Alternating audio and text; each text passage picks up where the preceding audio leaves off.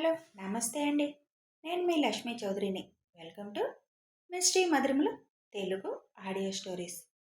మనసా Smarami part 126తో మీ ముందుకు వచ్చేసాను. కథలోకి వెళ్ళే ముందు వీడియోకి లైక్స్, హైప్స్ ఇవ్వడం మర్చిపోకండి యార్. ఆ ఇచ్చే వాళ్ళే ఇస్తున్నారు. వింటున్న అందరూ లైక్స్ అన్నా ఇవ్వండి యార్. ఇక కథలోకి వెళ్దాం. అవని ఫోటోల దగ్గర ప్రసాదం పెట్టి దండం పెడుతుండగా, ఈ ఫోటోలు ఎవరివి అని ఆరు అడుగుతాడు. అభి వాడిని దగ్గరికి తీసుకొని అవని వైపు చూస్తూ, వీడికి నిజం చెప్పడం అవసరం. ఎందుకంటే ఈ ఫోటోలు రోజు చూస్తాడు వీడు. వాడిలో ఒక డౌట్ క్రియేట్ అవ్వకముందే వాస్తవం చెప్పడం మంచిది. వాడేమీ అర్థం చేసుకోలేని వాడు కాదు కదా అని ఆరుని ఆ ఫోటోల దగ్గరికి తీసుకువెళ్ళి, నేను ఇప్పుడు చెప్పేది జాగ్రత్తగా విను ఆర్యన్. ఈ ఫోటోలలో ఉన్నది మీ అవని అక్క రియల్ పేరెంట్స్, అంటే మీ అవని అక్క వాళ్లకు పుట్టిన అమ్మాయి అని చెబుతాడు అభి. అంటే అక్క మా అమ్మా నాన్నకు పుట్టలేదా అని దిగులుగా అడుగుతాడు వాడు. అభి వాడికి అర్థమయ్యేటట్లుగా విషయం చెప్తాడు. అవని దగ్గరికి వెళ్ళి తన నడుం చుట్టూ చేతులేసి, నువ్వు మా అక్కవే, నీకు నేనున్నా అక్క, అమ్మా నాన్న కూడా ఉన్నారు, నువ్వు అసలు బాధపడకు, నేను పెద్దయ్యాక నిన్ను బాగా చూసుకుంటాను అని ముద్దుగా చెబుతాడు. అవని మోకాళ్ళ మీద కూర్చొని ఆరుని హత్తుకొని, నువ్వు బాగా చదువుకోవాలి, పైకి రావాలి, మిగతా విషయాలన్నీ వదిలేసే, నువ్వు నా తమ్ముడివి, నేను నీ అక్కని, అది ఎవరూ మార్చలేరు అని అవని నవ్వుతూ చెబుతుంది. వాళ్ళు నాకు పెద్దమ్మ పెదనాన్న అవుతారు కదా అని అడుగుతాడు ఆరు. అవును అని తల ఊపగానే, నీకు వాళ్ళని దూరం చేసిన వాళ్ళని నేను పెద్దయ్యాక పోలీసులకు చెప్తాను. ఆ పని మీ బావగారు చేసేసారులేరా, నువ్వు పెద్దయ్యే వరకు వాళ్ళని బయట ఉంచుతామా ఏంటి అని వినయ్ నవ్వుతూ అంటాడు. అవునా, సూపర్ బావగారు, మీరొచ్చాక మా అక్క చాలా హ్యాపీగా ఉంది, మేం కూడా. థ్యాంక్ యూ బావగారు అని చెబుతాడు ఆరు. అభి వాడి క్రాఫ్ట్ చెరుపుతూ చిన్నగా నవ్వుతాడు. అక్కడే అందరూ బ్రేక్ఫాస్ట్ చేసి, సామాన్లన్నీ ప్యాకింగ్ చేసే వాళ్ళకి ఆర్డర్ ఇచ్చేశాను. వాళ్ళే ఇవాళ మొత్తం ఇటు షిఫ్ట్ చేసేస్తారు. మీరు దగ్గరుండి ఏం కావాలో ఏం అవసరమో లేదో చెప్తే చాలు, మిగతా అంతా వాళ్ళే చూసుకుంటారు అని అంటాడు అభి. ఇక మేము వెళ్ళి వస్తామమ్మా అని రాజారాం దంపతులు అంటారు. అవని ఆయన చేతులు పట్టుకుని, థ్యాంక్ యూ అంకుల్, సొంత వారిలా ప్రతి విషయంలో చాలా హెల్ప్ చేశారు అని చెబుతుంది. థ్యాంక్స్ చెప్పి మమ్మల్ని దూరం పెట్టేస్తున్నావా? అసలే మీ ఆంటీ బెంగ పెట్టుకున్నారు, మీరు దూరంగా వెళ్ళిపోతున్నారని. ఉన్నది కొద్ది కాలమే అయినా మీరు మాకు బాగా దగ్గరైపోయారు అని అంటారు రాజారాం గారు. ఎక్కడికి వెళ్ళిపోతున్నాం అంకుల్, ఇక్కడే కదా ఉన్నాం. మీరెప్పుడు రావాలంటే అప్పుడు రావచ్చు, మేమెప్పుడు రావాలంటే అప్పుడు రావచ్చు అని అంటుంది అవని. ఆ మాట అన్నా బాగుంది అని రాజారాం భార్య అవని బొగ్గలు లాగుతూ, మా అబ్బాయి నిన్ను వదలాలి కదా పంపించడానికి అని అల్లరిగా అంటారు. అవని అభి వైపు చూసి చిన్నగా నవ్వుకుంటుంది. ఇప్పుడు వెళ్ళి ఏం చేస్తారు మీరు? ఇక్కడే ఉండండి, మధ్యాహ్నం భోజనం చేసి వెళ్దాం, ఈలోపు ఇల్లు మొత్తం చూడండి ఒకసారి అని అంటారు హర్ష గారు. లేదులే, ప్యాకింగ్ వాళ్ళు వస్తున్నారంటున్నారు కదా, శంకరం నేను వెళ్ళి అవి దగ్గరుండి చూసుకుంటాం అని అంటారు రాజారాం గారు. ఆ పని చేయండి అంకుల్, ఆంటీ ఇక్కడే ఉంటారు, మన కారు తీసుకొని మీరు వెళ్ళండి, మధ్యాహ్నం మళ్ళీ వచ్చేసేయండి ఇక్కడికి అని చెబుతాడు అభి. వాళ్ళు అటు వెళ్ళగానే అభి, వినయ్ కూడా ఆఫీస్కి స్టార్ట్ అవుతారు. అవని ఆరు ఇల్లంతా చూస్తూ ఒక రూమ్లోకి వెళ్ళేసరికి అది వాళ్ళ అమ్మ నాన్న రూము అని చూడగానే అర్థమైపోతుంది. వాళ్ళ పెళ్లి ఫోటోలు దగ్గర నుంచి సీమంతం ఫోటోల వరకు హ్యాంగ్ చేసి ఉన్నాయి గోడకి. ఒక్కొక్క ఫోటోని తడుముతూ చూసుకుంటూ వెళుతుంది అవని. ఆ రూమ్లోకి వచ్చిన హర్ష గారు, ఇది మీ అమ్మా నాన్న రూమ్ అమ్మా, ఈ పాటికి నీకు అర్థమయ్యే ఉంటుంది, ఇక నుంచి ఇదే నీ రూమ్, నువ్వు ఇక్కడికి వచ్చినప్పుడు ఉండేది ఈ రూమ్లోనే అంటారు హర్ష గారు. అక్క, ఇప్పుడు నాకు కూడా సపరేట్ రూమ్ ఉంటుంది కదా, ఇది చాలా పెద్ద ఇల్లు కదా అని ఆరు ఆనందంగా అడుగుతాడు. అవునరా, నీకు నచ్చిన రూమ్ తీసుకో, ఇక ఇల్లంతా నీదే, ఇల్లును బాగా చూసుకోవాలి మరి అని చెబుతారు హర్ష గారు. చాలా బాగా చూసుకుంటాను అంకుల్ అని ఆరు అంటుంటే, అంకుల్ కాదు మామయ్య అను అని అవని చెబుతుంది. అయితే ఈ రూమ్కి ఎదురుగా ఉన్న రూమ్ నాది, అక్క రూమ్కి ఎదురుగా ఉన్నట్లుంటుంది అని ఆ రూమ్లోకి వెళ్ళి సంతోషంగా చుట్టూ చూసుకుంటాడు ఆరు. అవని హర్ష దగ్గరికి వచ్చి చేతులు పట్టుకొని, థ్యాంక్ యూ మామయ్య, అమ్మ వాళ్ళవి జ్ఞాపకాలన్నీ చాలా జాగ్రత్తగా పదిలపరిచి ఉంచారు. ఇదంతా చూస్తుంటే అమ్మ వాళ్ళు ఇక్కడే ఉన్నారేమో అన్నట్లు అనిపిస్తుంది. ఇది మీ నాన్న తానే డిజైన్ చేసుకొని కట్టించుకున్న ఇల్లమ్మా. చాలామంది ఇది కొనుక్కోవడానికి చాలాసార్లు అడిగారు, కానీ నేను అమ్మను అనేశాను. కనీసం రెంట్కి ఇవ్వడానికి కూడా నాకు నచ్చలేదు. మీ అమ్మా నాన్న తిరిగిన ఈ ఇంట్లో ఇంకా వేరే ఎవరు తిరగడం నాకు నచ్చలేదు. అందుకే పని వాళ్ళని మాత్రమే పెట్టి ఇల్లు శుభ్రంగా ఉంచేటట్లు మాత్రం చేశాను. అప్పుడప్పుడు వచ్చి ఇక్కడే కూర్చొని వాడి జ్ఞాపకాలు గుర్తు చేసుకుంటూ ఉండేవాడినే. ఇన్నాళ్ళకి ఇంటికి నీ రూపంలో కల వచ్చింది. ఇంక నువ్వు లోపలేమైనా ఇంటీరియర్ మార్చుకోవాలంటే మార్చుకోవచ్చు, నీకు నచ్చినట్టు డిజైన్ చేయించుకో అని అంటారు హర్ష గారు. ఏం అక్కర్లేదు మావయ్య, ఇది అమ్మ వాళ్ళు జ్ఞాపకం, వాళ్ళు ఎలా అయితే కట్టించారో అలాగే ఉండనిద్దాం అని అంటుంది అవని.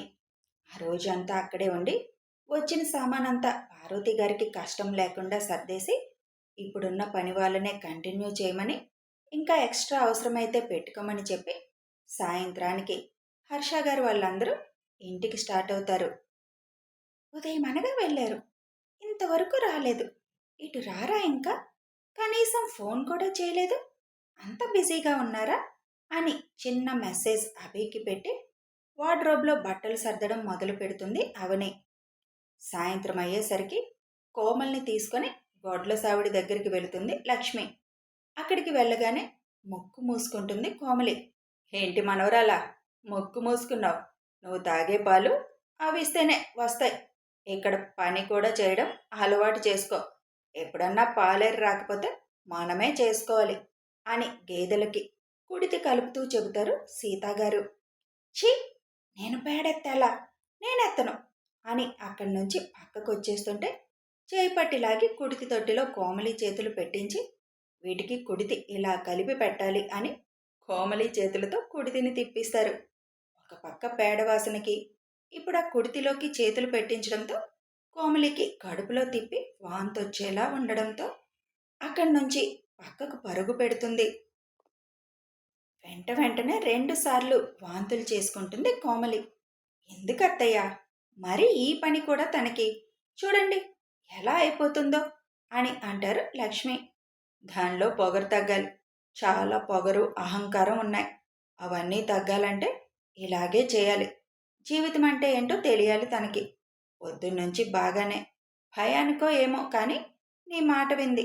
ఇక ఈ రోజుకి చాలే, వెళ్ళి స్నానం చేసి తొందరగా తిని పడుకోమని చెప్పు. నాకు మాత్రం తను కష్టపడుతుంటే చూడడం సరదా అనుకున్నావా?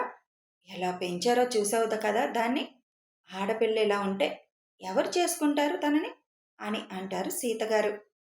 రేపు ప్రసన్న వస్తుందిలే అత్తయ్య, తను వస్తే తనని చూసి తినే మారుతుంది, మీరేం టెన్షన్ పడకండి అని చెప్పి కోమల్ని తీసుకొని అక్కడి నుంచి వెళ్ళిపోతారు లక్ష్మి. వాళ్ళు చెడింది కాక పిల్లను కూడా పెంచడం చేతకాలేదని కొడుకు కోడల్ని తిట్టుకుంటూ అక్కడి నుంచి లోపలికి వెళ్ళిపోతారు సీతగారు.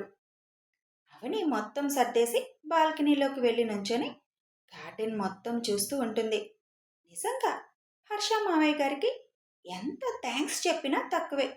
ఇన్ని సంవత్సరాలుగా ఈ ఇంటిని ఇంత జాగ్రత్తగా కాపాడుతూ వస్తున్నారు, గార్డెన్ కూడా ఇంత అందంగా ఉంచారు అని అనుకుంటూ ఉండగా వెనక నుంచి 2 చేతులు హత్తుకుంటాయి అవనిని.